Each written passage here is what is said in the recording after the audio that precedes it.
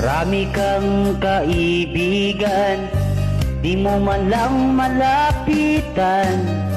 Papansin lang sila kung mayroon kang pera. Tama nga diba?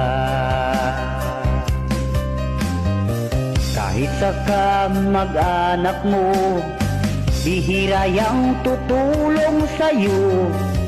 Lalo na't pinansyal ang pag-uusapan, isnabing ka lang. Noong mayroon ka pang pera, kaibigan mo ang dami pa. Ang kasiyahan ay iyong naranasan, iyong nakamtan.